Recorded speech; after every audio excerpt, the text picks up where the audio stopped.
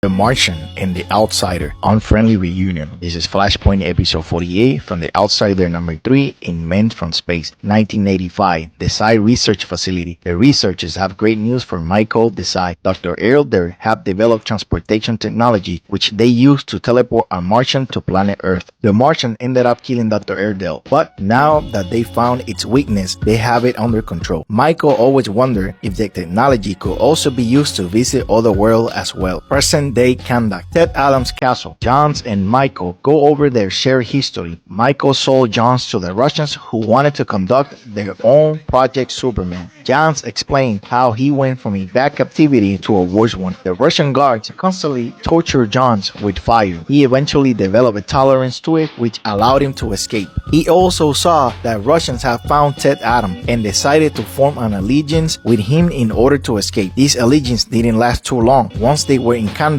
Johns decided to take the country from Ted Adams, so they fought for it. As epic as their battle was, the plan was to separate Ted from his human form. Johns reverse engineered Dr. Erdel's technology, the same that teleported him from Mars. It didn't work all the way, but Ted Adams ended up being split in two, and that was enough to decide the fate of Ted and Kandak. Now, John's current target is Michael the Psi, but for no personal reasons. He was hired by one of the aggressors in the current war to take the Outsider down and repurpose his resources and technology for the war. Of course, Johns will be highly compensated. Before the Outsider could know who hired Johns, he gets honest with the Psi. He truly believes that if it wasn't for the Psi, he would turn out a good guy, maybe even a hero. Inevitably, the grudge match starts. There's a ferocious back and forth. They destroy Ted Adams' capsule in the process. But Michael grows tired of the violence and pulls out his ace from under his sleeve. He ended up improving on Dr. Elder's transportation technology. He now has Johns pinned between two separate dimensions at the same time. The Psi even admits to Johns that in fact, in these other two dimensions, he was more than a good guy. He was even a hero, close to a saint even. He asked Johns to confess who hired him to kill him, but Johns takes that to his Martian afterlife. The Psi returns to his headquarters. He begrudgingly contacts Batman and Cyborg to join them in the resistance. He won't stand for any more attempts at his life. He will take the fight now to his enemies.